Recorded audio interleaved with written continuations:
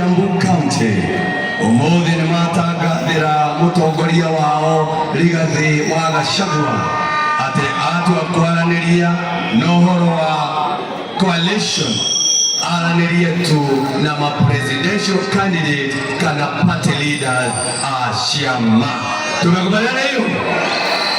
Oroka hili kau andu a Kiambu ni mera Rigathi wa Gachagua tuthie na mbere ukumithia William Ruto tondu ona William Ruto angiriukia Dedan Kimathi no tukamuinukia. Semani wenu, asanteni sana, nawapenda sana, asanteni sana. Huyu kijana kwa saa yuko sawa, Karunga kwa saa yuko sawa, ako chonjo, ako saa yuko sawa, apega sipewe, ainuliwe siinuliwe, watana na kasema ainuliwe, ainuliwe, ainuliwe. Egi mwema, nataka kuonja vuvuzela, kuonja vuvuzela.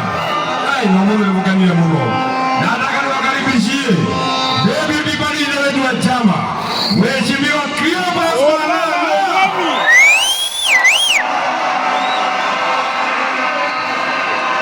Kiambu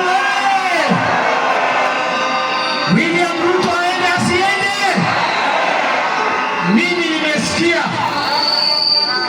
kwamba William Ruto ako na mpango ya kumaliza watu wa mlima. Alianza na kuongeza ushuru na kuharibu biashara za watu wa mlima. Vile alimaliza hapo, akaamua kuleta pombe haramu imalize vijana wa mlima. Sasa hivi William Ruto ameamua amalize kiongozi wa mlima ambaye ni Rigathi Gachagua.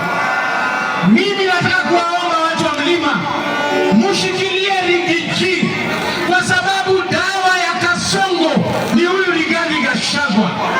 Mliona juzi Rigiji anajua siri zote za serikali.